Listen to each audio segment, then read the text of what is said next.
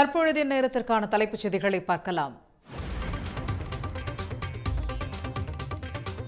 ஆபரண தங்கத்தின் விலை ஒரே நாளில் சவரனுக்கு 1680 ரூபாய் உயர்வு. காலையில் 860 ரூபாய் உயர்ந்த நிலையில் மாலையில் மேலும் 800 ரூபாய் அதிகரிப்பு.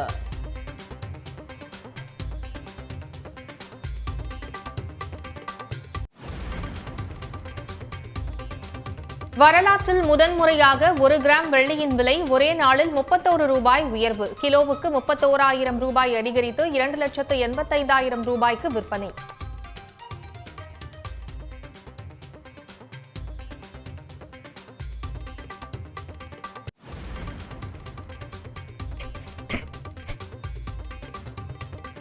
பாஜக ஆதரவாளர்களே ஒன்றிய அரசை திட்டி தீர்ப்பதாக முதலமைச்சர் மு.க.ஸ்டாலின் விமர்சனம். திமுகவிற்கு வாக்களிக்காதவர்கள் கூட தமிழ்நாடு அரசை பாராட்டுவதாகவும் பெருமிதம். பாஜக அரசு இதுக்கு அப்படியே தலைகீழா நடக்குது. பாஜக ஆதரவாளர்கள இந்த ஒன்றிய அரசை கல்வி ஊத்திக்கிட்டு இருக்காங்க. இப்போ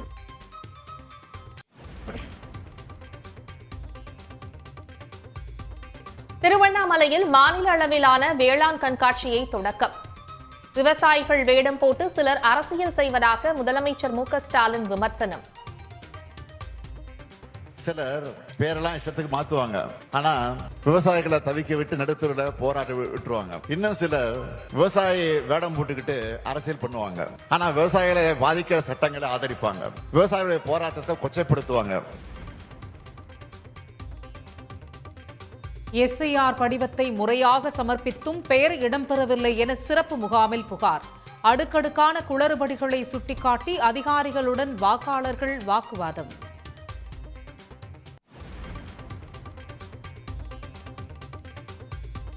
கட்சி பணத்தை கையாடல் செய்ததாக அமர்நாத் யோகேஸ்வரன் பாஜகவில் இருந்து நீக்கம்.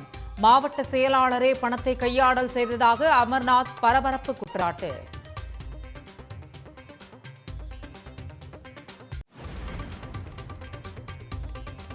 தொடர் விடுமுறையொட்டி தமிழ்நாடு முழுவதும் சுற்றுலா தலங்களில் குவியும் மக்கள்.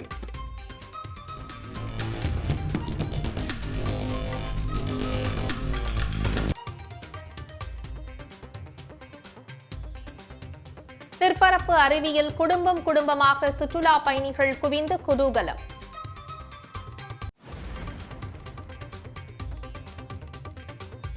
புதுக்கோட்டை மாவட்டம் செருஞ்சுனை சுற்றுவட்டார பகுதியில் பொங்கல் கரும்பு வெட்டும் பணி தீவிரம். பொங்கல் தொகுப்புக்கான கரும்பை முன்கூட்டியே அரசு கொள்முதல் செய்ய விவசாயிகள் கோரிக்கை.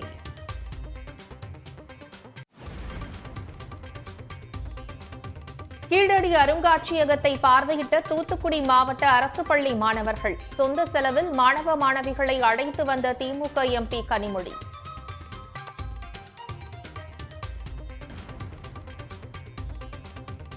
கூத்தாநல்லூர் அருகே தாய் தந்தையை இழந்த மாணவிகளுக்கு முதலமைச்சர் ஆறுதல். மேற்படிப்புக்கான உதவி மற்றும் வீடு கட்டித்தரப்படும் என்று தொலைபேசி வாயிலாக உறுதி.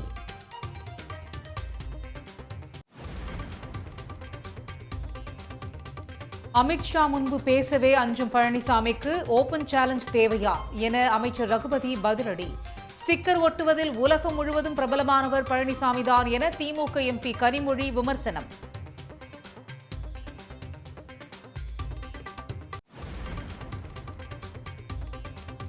சீமான் விஜய் வலிமை பெறுவது ஆபத்து என திருமாவளவன் எச்சரிக்கை. தமிழ்நாட்டிலும் கிறிஸ்தவர் இஸ்லாமியர்களுக்கு அச்சுறுத்தல் வரும் என அச்சம்.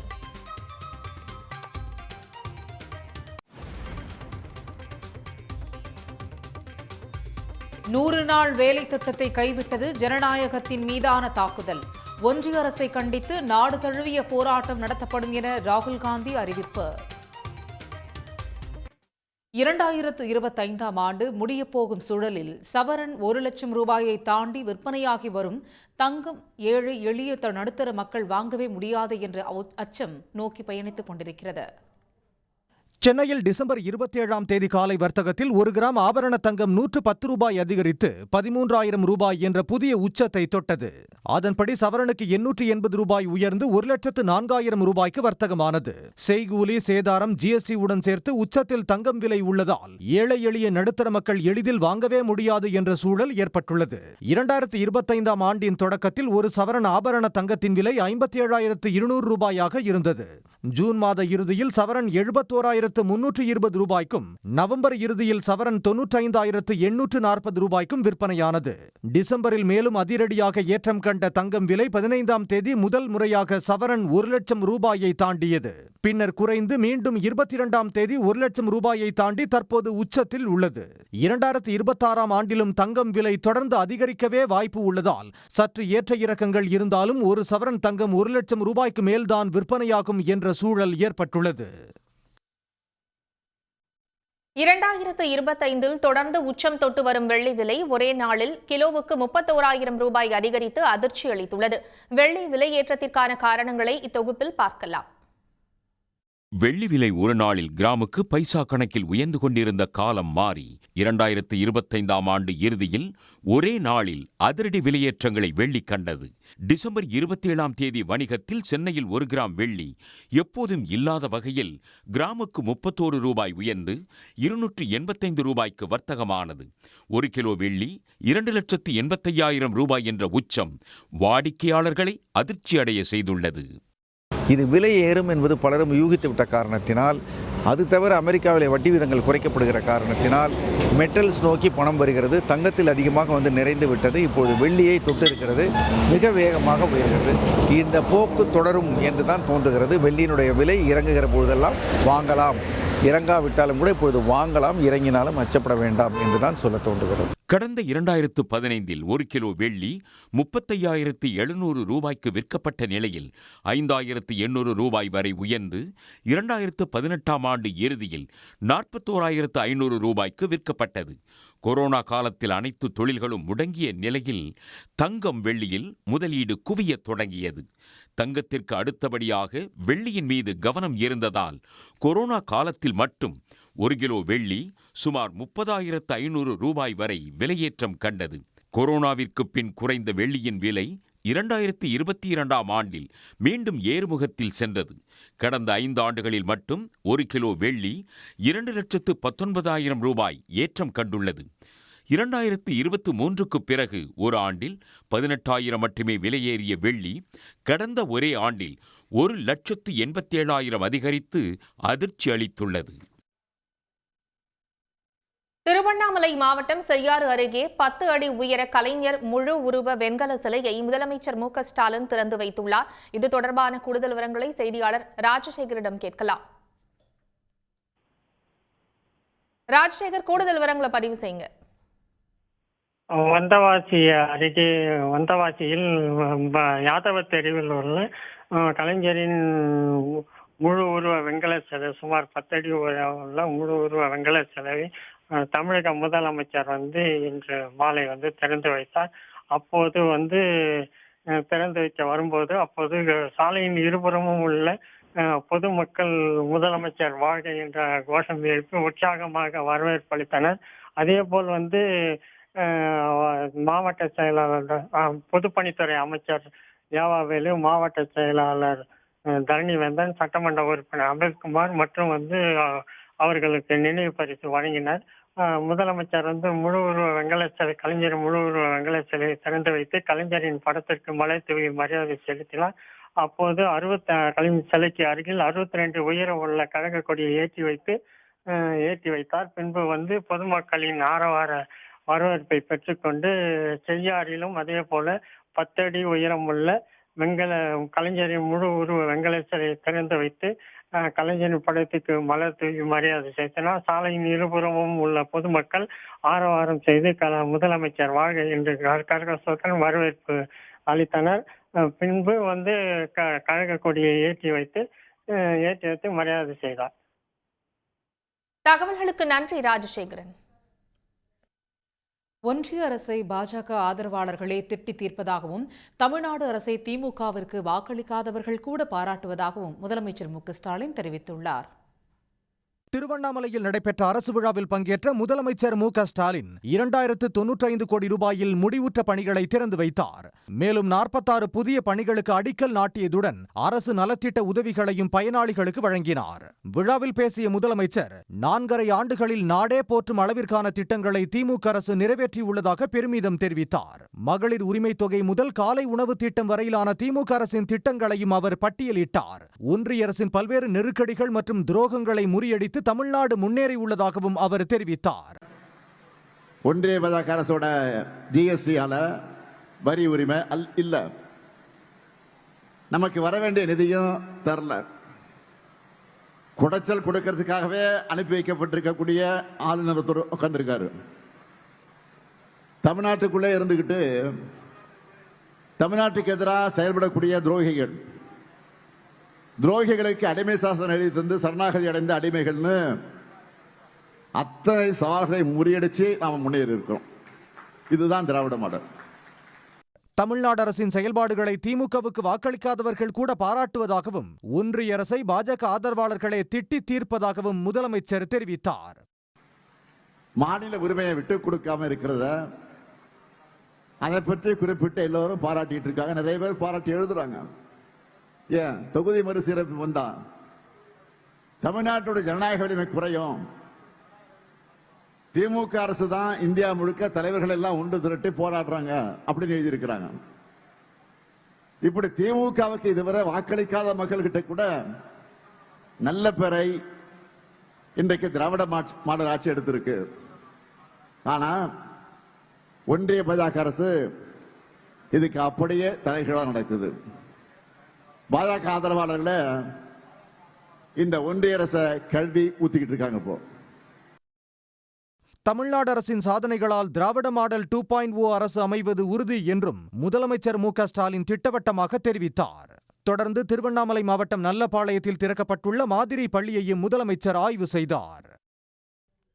திருவாரூர் அருகே பெற்றோரை இழந்த ஒரே குடும்பத்தைச் சேர்ந்த 2 சிறுமிகள் உட்பட 3 குழந்தைகளிடம் தொலைபேசியில் பேசிய முதலமைச்சர் மு.க.ஸ்டாலின் அவர்களது கல்வி, வீடு கட்டித் தருவது உள்ளிட்ட அனைத்து உதவிகளையும் செய்து தருவதாக உறுதியளித்தது நிகழ்ச்சியை ஏற்படுத்தியுள்ளது.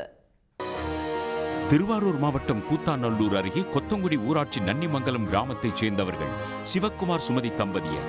சுமதி 5 ஆண்டுகளுக்கு முன்பே காலமாகிவிட்ட நிலையில் சிவக்குமார் 2 மாதங்களுக்கு முன் உடல்நலக் குறைவால் உயிரிழந்து விட்டார்.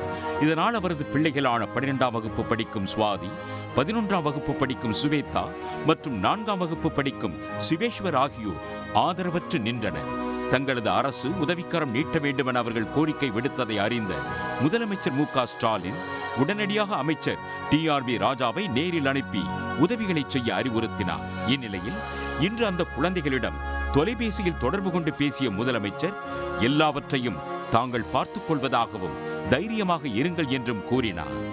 ஹலோ, வணக்கம். ஸ்டாலின் பேசுறேமா. தைரியமா இருக்குமா? நாங்க பாத்துக்க. தைரியமா இருக்க.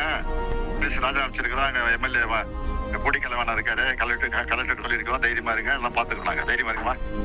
ரொம்ப நன்றி சார். இதையடுத்து குழந்தைகளுக்கு வீட்டுமனை பட்டாவை வழங்கிய அமைச்சர் ராஜா முதலமைச்சர் கூறியபடி விரைவில் வீடு கட்டித் தரப்படும் என்றும் உயர்கல்வி வரை படிக்கவும் வேலைவாய்ப்புக்கும் உதவிகள் செய்யப்படும் என்றும் கூறியுள்ளார். எம்எல்ஏ பூண்டி கலைவாணன் 50,000 ரூபாய் ரொக்கத்தையும் குழந்தைகளுக்கு வழங்கினார். தமிழக முதல்வரின் குடும்பத்தில் உள்ள குழந்தைகள் போல் பாதுகாக்கப்படும் என்பதை இந்த தருணத்தில் பதிவு செய்து இந்த பிள்ளைகளின் கல்விக்கு மேலும் மேலும் என்ன தேவைகளையோ அனைத்தையும் செய்து தருவதாகவும் முதலமைச்சர் அவர்கள் உத்தரவாதம் தந்துள்ளார்கள். அந்த அளவிற்கு தாயுள்ளத்தோடு செயல்படும் முதலமைச்சர் அவர்களுக்கு இன்று இந்த குழந்தைகள் தங்களது நன்றியை தெரிவித்துக் கொண்டுள்ளார்கள். உதவிகளை பெற்றுக்கொண்ட பிள்ளைகள் முதலமைச்சருக்கு மனமார்ந்த நன்றியை தெரிவித்துக் கொண்டனர். எங்களுக்கு அப்பா அம்மா இல்லாததுனால நாங்கள் ரொம்ப கஷ்டப்படுறோன்ட்டு பேட்டி கொடுத்துருந்தோம். அந்த பேட்டியை பார்த்துட்டு திருவாரூர் மாவட்ட collector sir, TRJ Raja sir, Poondi Kalaivanan sir, MLA sir இவங்க எல்லாரும் எங்களை பார்க்கறதுக்காக வந்திருந்தாங்க.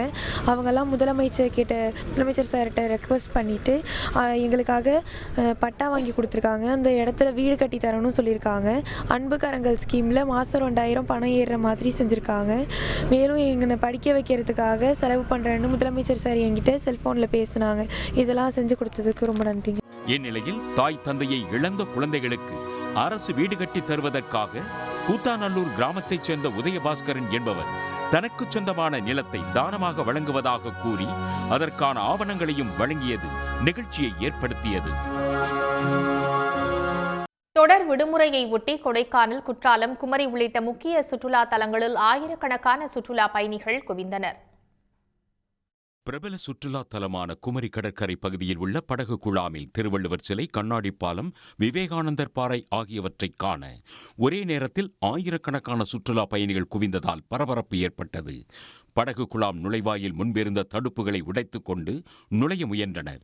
இதனால் கூட்டத்தை கட்டுப்படுத்த உடனடியாக போலீசார் வரவழைக்கப்பட்டு நிலைமை கட்டுக்குள் கொண்டு வரப்பட்டது.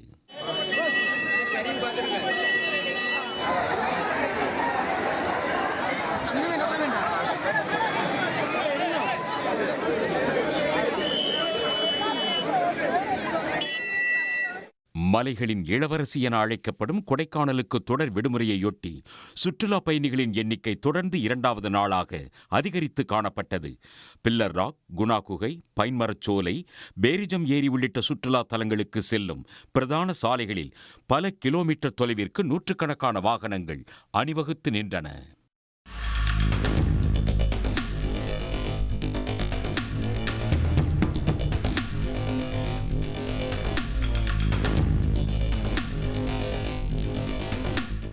தென்காசி மாவட்டத்தில் உள்ள குற்றால அருவிகளிலும் சுற்றுலா பயணிகள் எண்ணிக்கை அதிகரித்து காணப்பட்டது.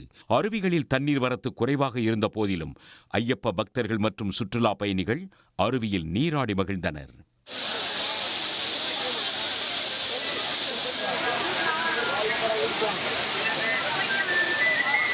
இதேபோல் திற்பரப்பு அருவியில் மக்கள் குடும்பமாக குவிந்து குதூகலித்தனர்.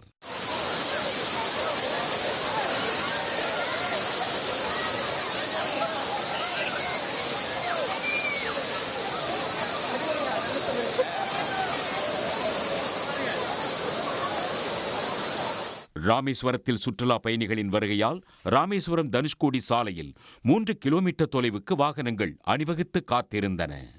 உடனுக்குடன் செய்திகளை தெரிந்து கொள்ள சன் நியூஸ் பெல் ஐகானை கிளிக் பண்ணுங்க.